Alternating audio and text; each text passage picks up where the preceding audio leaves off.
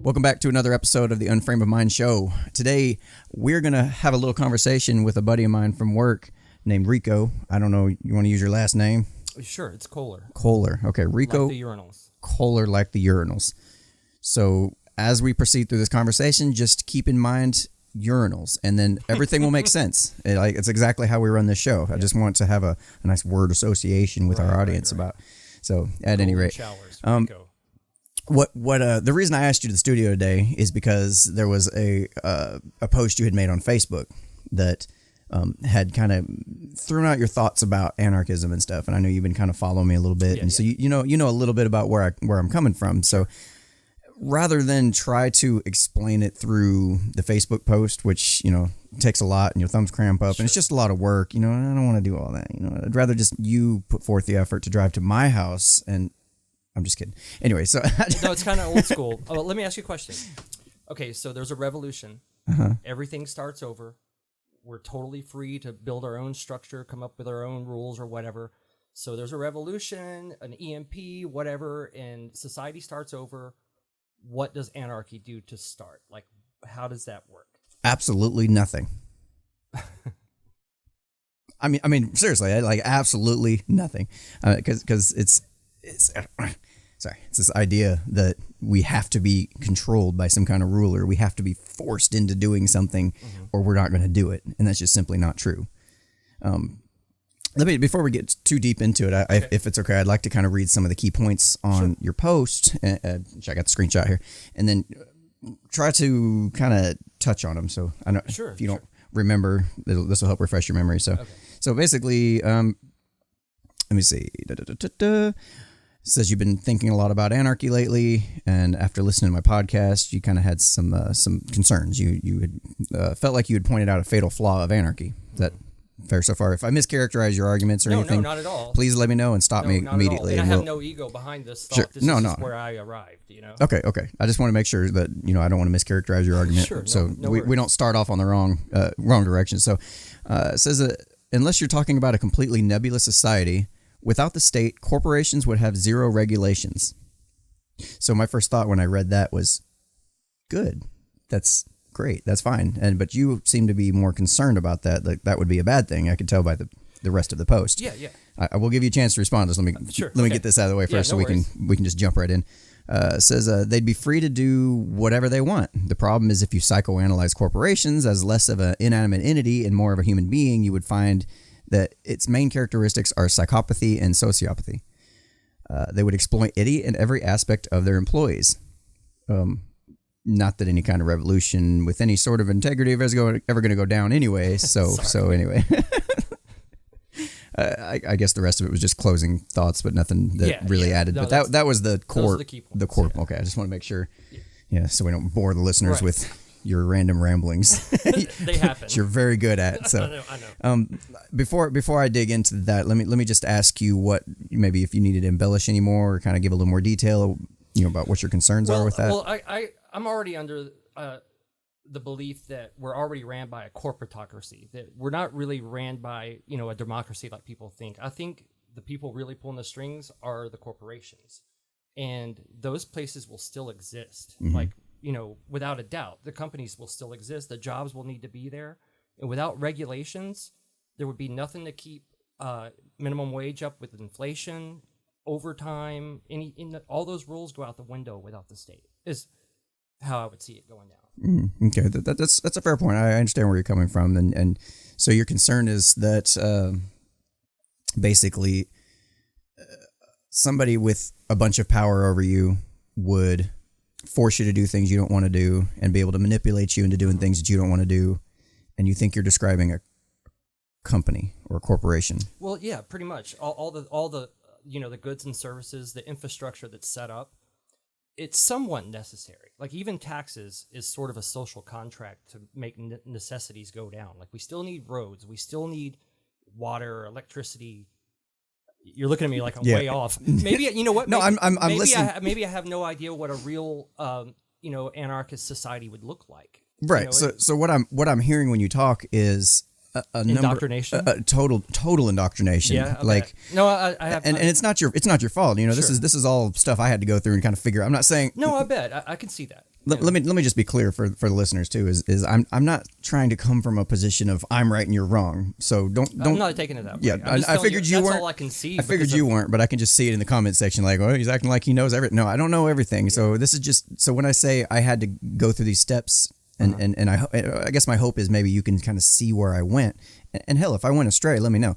Sure. And I'm fully aware that I've been under 40 years of heavy indoctrination. Right. Like I'm fully aware. Starting off with, so I can't even see a genuinely nebulous society. I can't even imagine what it looks like. Yeah. So it was interesting. The first guy that responded to, shoot, there's so many directions to go with this. Okay, hold on.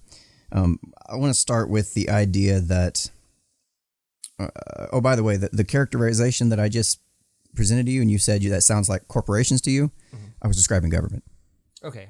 So it's the same thing. Yeah, I was about to say it's kind of one and the same. I mean, because the lobbyist for the corporations lobby to get the government to do what they need to do anyway. So it's kind of one and the same the way I see how the structure is now.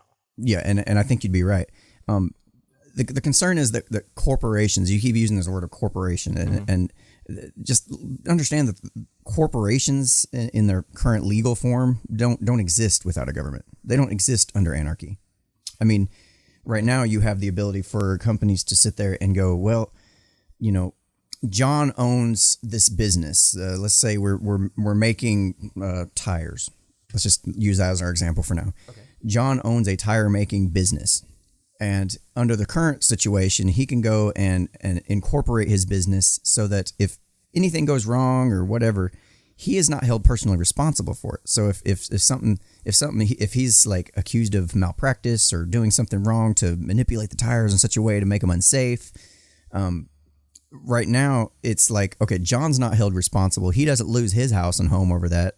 So he's like, it's worth a shot. You know, you figure risk reward. You're like, I take my chances. I'll go ahead and shave him down a little thinner and make him, you know, unsafe or whatever. And if anybody finds out, I'm not going to lose my house. I'm John. I own this tire company, but I'm incorporated under legal rules, like the laws of the land. Right.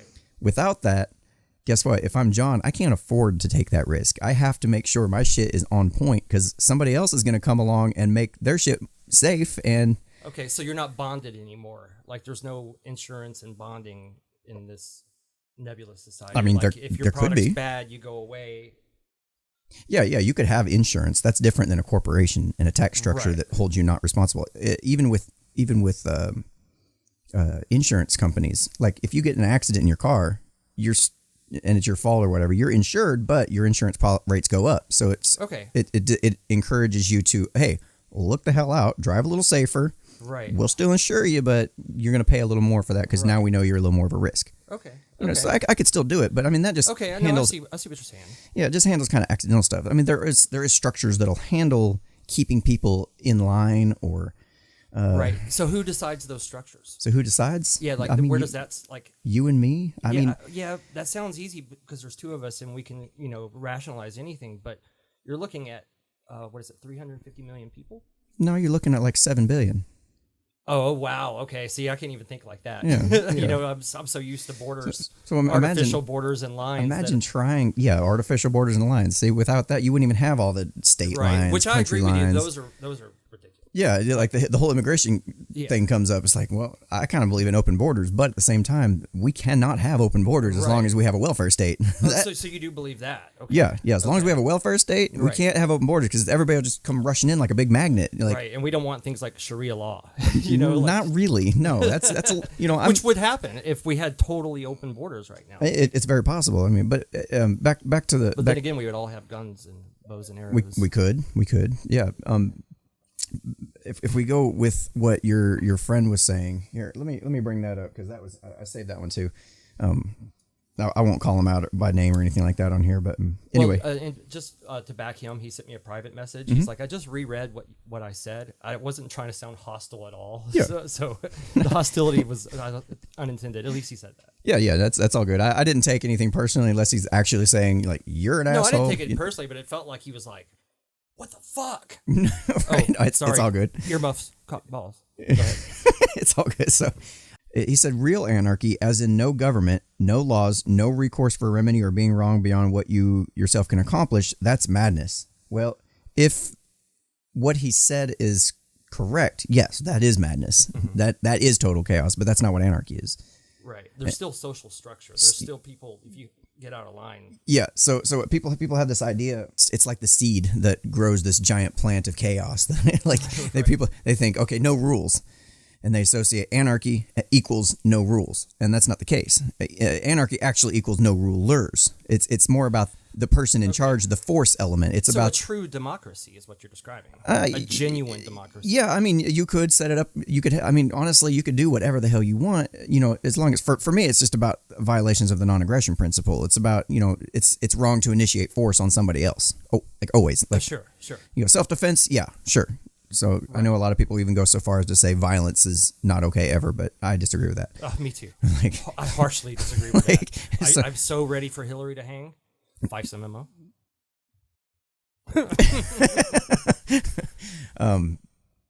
Yeah, so that's just kind of, I noticed all of his arguments were based on building block or that seed of anarchy equals no rules. And as soon as you do that, yeah, it sounds insane. You can't even imagine how you would even have a world working that way. And it makes absolutely no sense. Well, there's indoctrination there too. Anarchy has been kind of equated to punk rock and Mohawks, and that was intentionally done too. Punk, early 80s hip hop, all this stuff was done by the CIA intentionally to just throw people off any kind of trail that's, you know, anything but their government. Yeah, it's been going on even longer than that. That would just happen to be a handy tool for, Well, that's what I just read. I just read this amazing article about how hip hop, the intention was to put people on the radio and black guys in bands and talking, just making them sound stupid to the hip hop, you know, make them sound stupid, and eventually get that to trend. And fast forward to today, and you have like Lil Wayne sounding legitimately retarded and selling millions of records, and it permeates this subculture of it's cool to be, you know, uneducated, and this stuff is that rabbit hole goes deep. Yeah, they all do. I try to keep it on just surface level. Sure. I know you could go down all the specifics and the details, and it's fun to do. Don't get me wrong. No, well, I'm not saying I believe it. I'm just it's very interesting. The problem is a lot of people kind of start losing interest, and they're like, "Oh fuck, I know." It's exhausting. I'm to be honest. self-censoring right now. You know, like so you've done it before, where you're sitting there, you're looking at these articles and reading this thing, and you're following this rabbit trail there and seeing where that goes. And like after, I mean, when you got a full time job and you're raising kids and you got your bills to pay and you got your errands to run, it's like, oh, I don't have time to keep up with this shit. I've went on so many YouTube like rabbit holes that just like, you know, I'm like literally plugged into the Matrix. Like, yeah, next thing you know, your kid's like 13 and you're like, you were fucking 6 a minute ago. Right. You were 6 a minute ago. When's it going to stop? Log off. Yeah, exactly. So it's just, I think it's fun to look at, and I think it's necessary to look at this idea of anarchy, and try to reclaim it back to what its former glory was, if you will, for what it originally was. Because like you said, if we look at the fact that the government and the people in power and the elites and the controlling powers and the media and everything, they all have an incentive to convince you that anarchy means chaos. Anarchy means no rules, because anarchy is the opposite of us. It's our enemy, and we know this. Sure. So as long as we can mischaracterize our enemy in your mind, guess what? You're not even going to consider them as an ally. You're not going to consider anarchy as a possible good thing. And I don't necessarily want people to just jump on the anarchy bandwagon just because I said so, or just because, you know, look into it at least. No, not at all. And it's absolutely been turned into like rebellion. When you see that Anarchy A, you know, the logo for anarchy, you picture punk rock and fire and turning over cars. And I think that's been done intentionally. Yeah, that's the opposite of anarchy. You need us. You know, and even where I sit right now, which is, you know, I'm studying the idea, but I still sit that we need some, you know, form of small government, less centralized government is where I think we should be. I'm sure anarchy would work if I could see the true picture, but my indoctrination is so heavy that I still see it as like, there's still going to be some guy that thinks he's better than everybody else and more righteous and more or less religious, and will eventually turn it back into that structure. Say we did start over year zero, we would eventually get back to this chaos under any kind of rule. What I'm talking about is nihilism, so we can stop. I just guess realized where I'm going with I that. guess nihilism. I guess ideally we could. I mean, we've ended up here already. Right. But at the same time, is that an argument for not trying to strive toward it? No, absolutely not. No. And it's like, well, we're already evil. And that's probably might as well stay that way. You know, even the word revolution, people think revolution means change. But actually revolution means to go in circles and start over and not get anywhere. So like yeah, it kind of reminds. It's pretty ironic that the word for change is revolution, which doesn't mean change at all. It means to go in circles and not get anywhere. Or it's like the pendulum swinging back and forth. Like, wait, maybe there's another paradigm we could think of. Maybe it's not just left wing, right wing, extreme left, extreme right. Well, we got to get rid of that left-right paradigm garbage. Anyway. Yeah. That's just divide and conquer. It's what's called a false dichotomy. Yeah, it's the Hegelian dialect. Hegelian dialect. Hegelian dialect. Go on. What is that? Problem, solution, situation. You'll have to look it up, but it's basically as soon as people start figuring out a better way, they do a false flag, give you a problem, they offer a solution, and then you're right back to start. Oh yeah. I got what you're saying. I've just never heard it referred to as that, but absolutely. Yeah. You got these situations like, oh, they're starting to figure it out. We got to try to create a problem that we're designed to solve. Right. And I found it interesting in terms of moving toward anarchy. This is another reason I'm so interested in like cryptocurrency and stuff right now, is because somebody brought up a good point. He said if cryptocurrency takes off and it becomes the primary means of currency exchange, we no longer have a need for governments. Mm-hmm. Okay, because right now the government, their sole role is to control the currency, distribute the currency. First problem I find with this is immediate. The fact they've already been giving us tons of hints and warnings about an EMP. Mm-hmm. And they're not beyond false flags. Like every false flag, that's 25 years old or older has been, declassified. We know like Vietnam was started because of a false flag, like World War II. All they're going to have to do is shoot an EMP, say, hey, it wasn't us, it was North Korea, and then where's your money? Like, I don't care if blockchain is in full effect, you're done. I guess that's why we can't have it take off too quickly now. It needs to be a slow, gradual growth. If it just suddenly takes off right now, it's too small. It can be crushed right now. Mm-hmm. I don't see it likely to be crushed that easy, because you'd have to shut down. You'd have to EMP the whole entire world. Okay. Well, I'm not well versed in cryptocurrencies at all. This is again. When earlier you were talking about 350 million people. I'm talking about 7 million. Right. Like this is a worldwide phenomenon here. This is a way that I can do a trade with a guy in Africa in the middle of the jungle, as long as he's got access to the internet or some. Not even that. I mean, you can have basic text messaging and be able to trade crypto. Right. You can have a piece of paper and a pencil.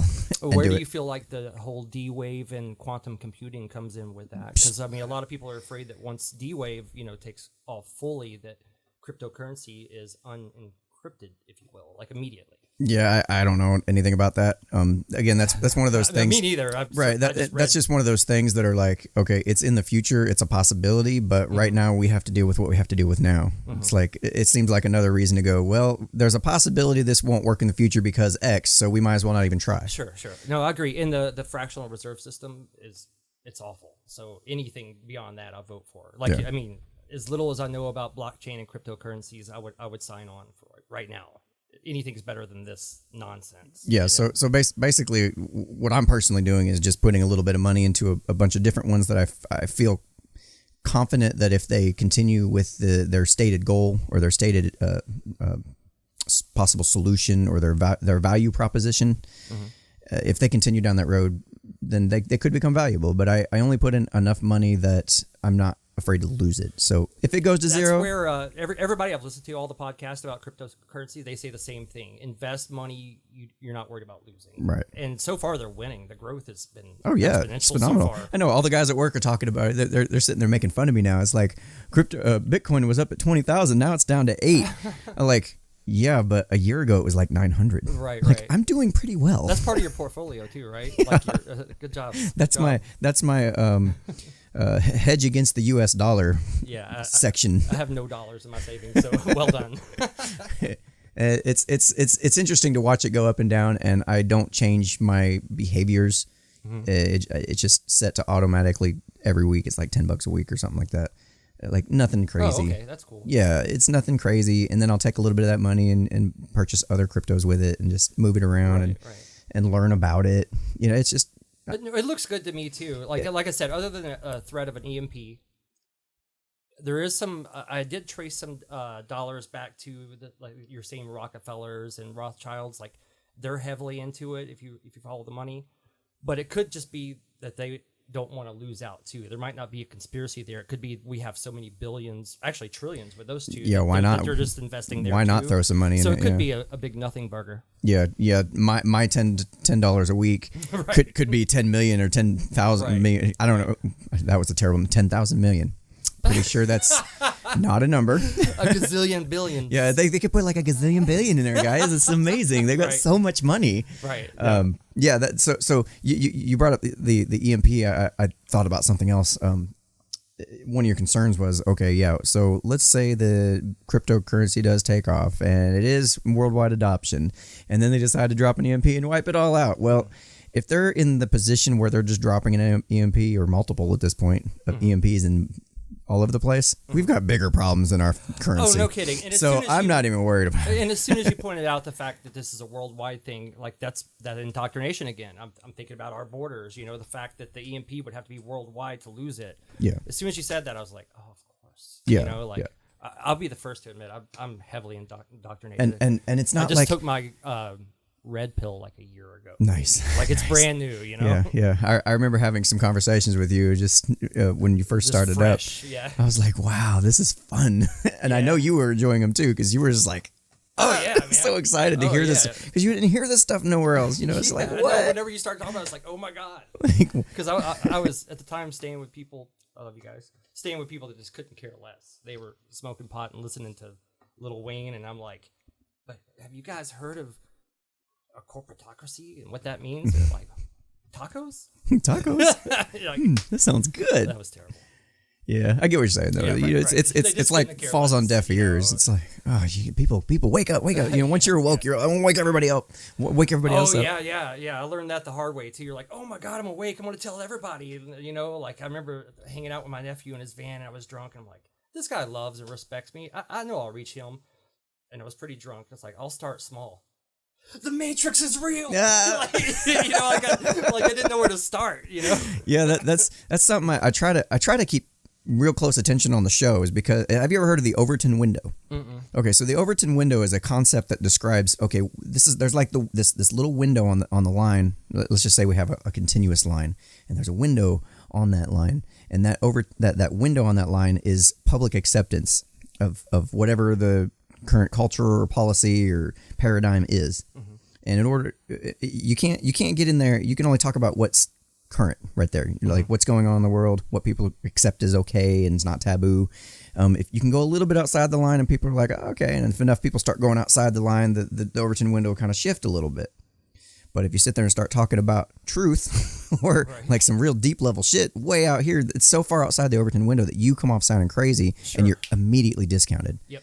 So it's like, even though I've got all this information in my mind about other things that are going on in the world that people need to know about, it's like you can't really talk about it as much unless you find somebody that's already kind of with you a little bit. So you got to kind of talk about things that are just far enough outside that Overton window that people might perk up and listen and start to maybe. I learned that the hard way, man. Yeah, and it's challenging, isn't it? I mean, yeah. Well, that's why I brought up for the show the whole Albert Pike book, Morals and Dogma. Mm-hmm. If you're interested, look up Albert Pike and Morals and Dogma. But if I started there with anyone, they would just think, oh, this guy's just lost his mind. He partied too hard in the 60s and he's done. Yeah. I mean, and even as far as the Overton window is concerned, you're still in it, of course, which I understand. I'm still in it, I'm sure, on a lot of things that I'm even not aware of. Yep. I have no ego about that. But I'm definitely there. One of the things you mentioned at the beginning of the conversation was, well, we do still need to have some kind of small, thing to take care of, you said, infrastructure and what'd you say? I'm not gonna go there. Well, infrastructure and roads is basically what you said. Oh, okay. I thought you were talking. Okay. Yeah, don't overthink it. Sorry, I'm not talking about roads on a podcast. I was just curious if it was still I thought you were talking about religion. I'm sorry. Yeah, I was just curious if it was still kind of on the tip of your tongue as no.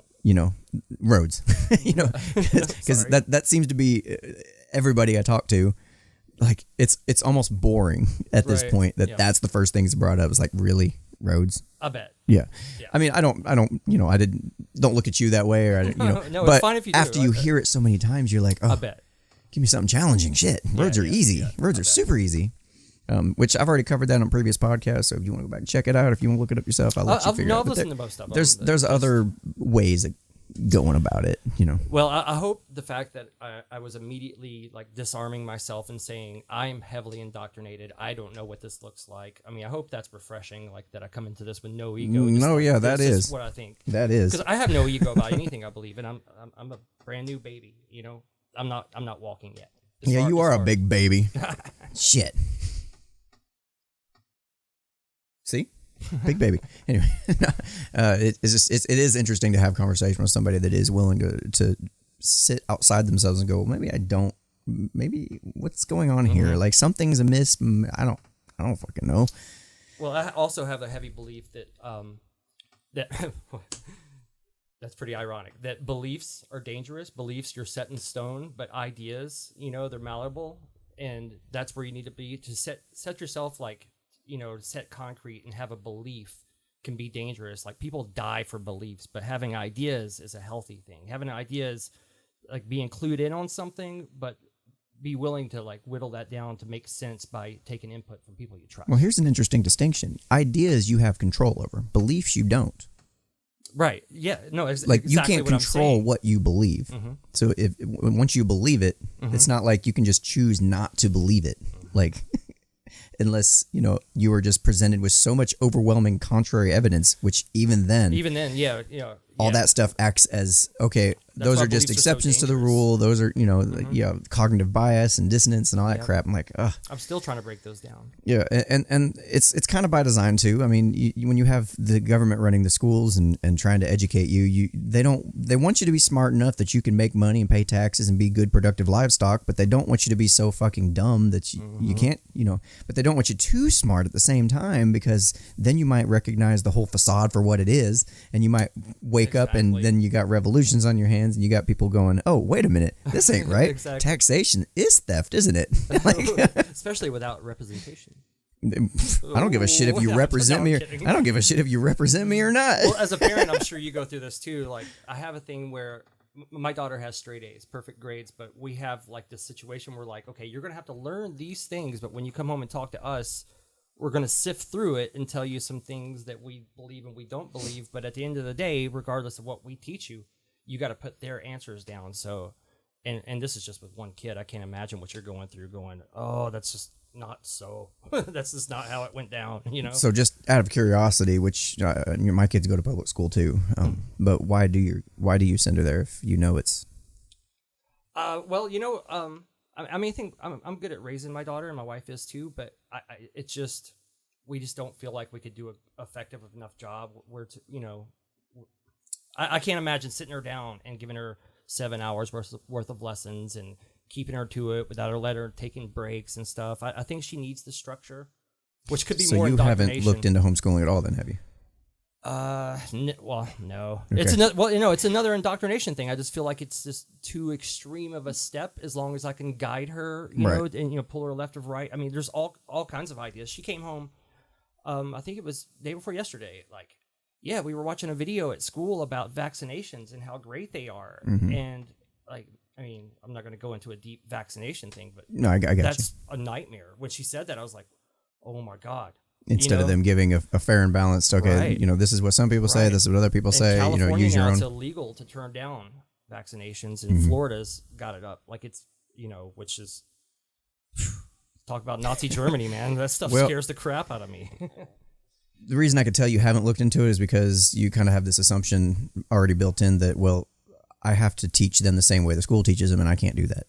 Or I have to teach them to have this 7-hour block of time or the structure. You can still have structure. Homeschoolers, from what I understand, only do school a few hours a day. Like it's not. Sure. If you think about how much actual education you're getting through school versus the propaganda and indoctrination, you could learn everything you need to learn probably in a couple hours. Going about your business. A lot of it's self-guided.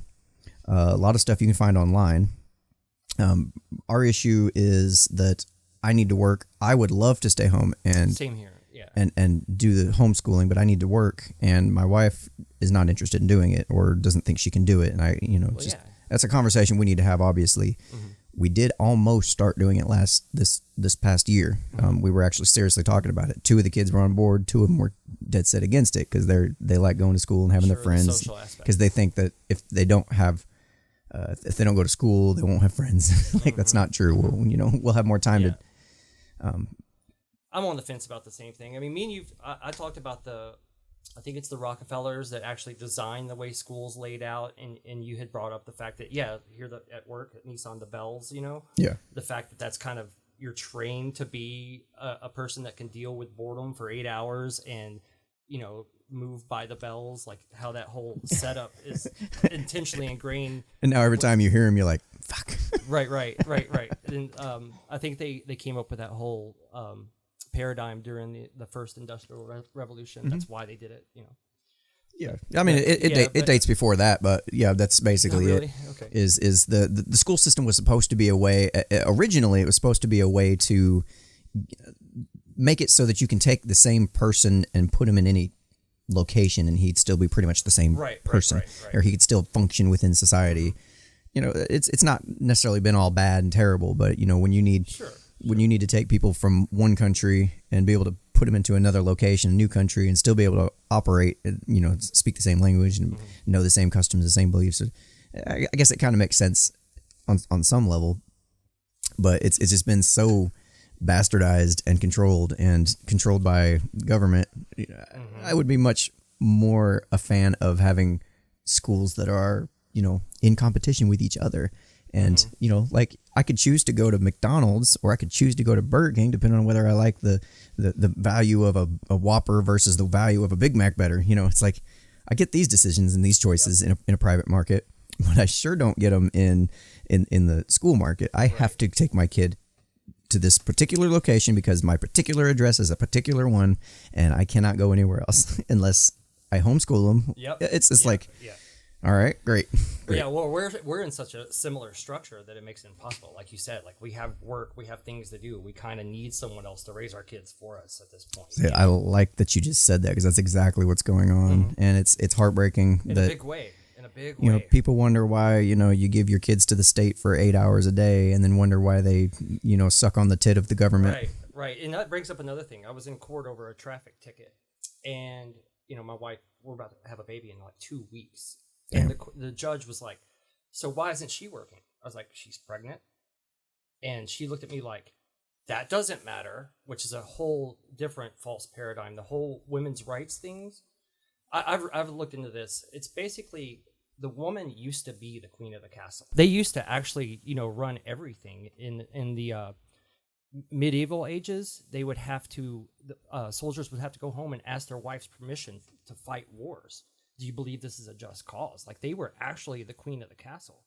And now they're being convinced that if they can go out and be the assistant manager at a McDonald's, then they're empowered. Yeah. And it couldn't be any bigger of a trick. Like they're actually nothing and they're losing their position of, being the queen of the castle. Yeah, it's so much better than staying home and raising a beautiful life. That's the miracle of all miracles. Yeah. And then we wonder why the kids are chaotic because they're being raised by the system and TV while we're working our asses off for. Now think about this. Why would the government want women to think this way? Why would the people in control want you to think that way? To destabilize the family, like because the family is like the strongest structure there is. Yeah, destabilize that. But why?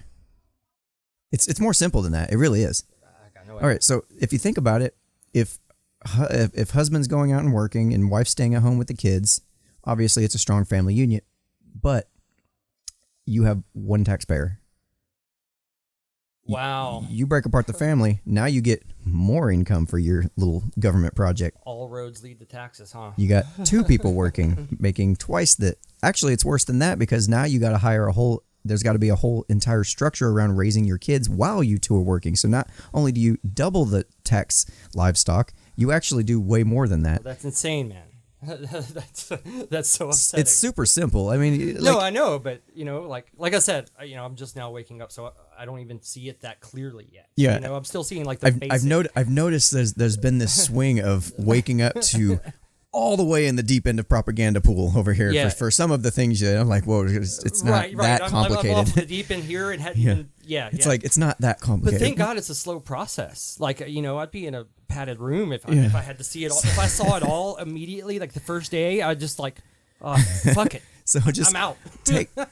Really, it's simple as this. Just look at the incentives and follow the money.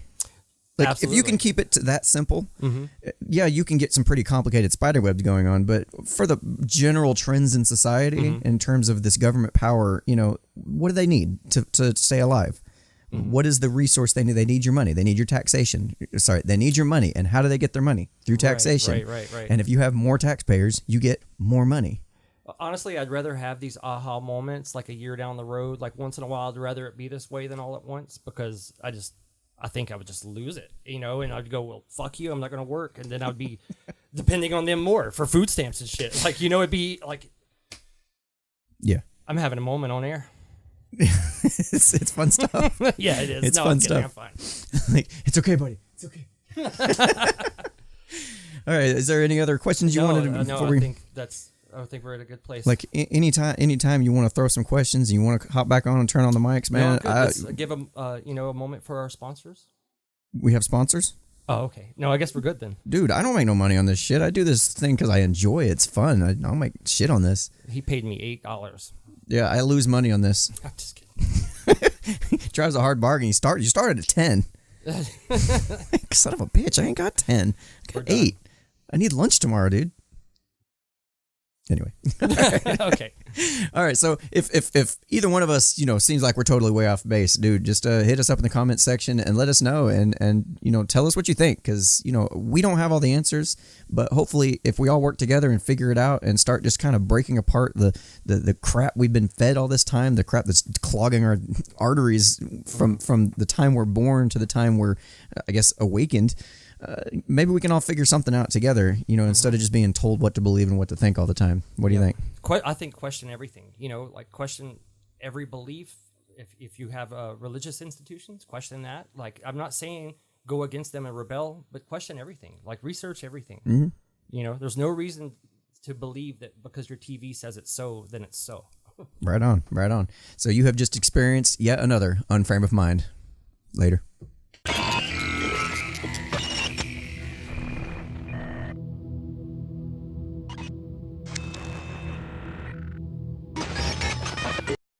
Checks. Yeah.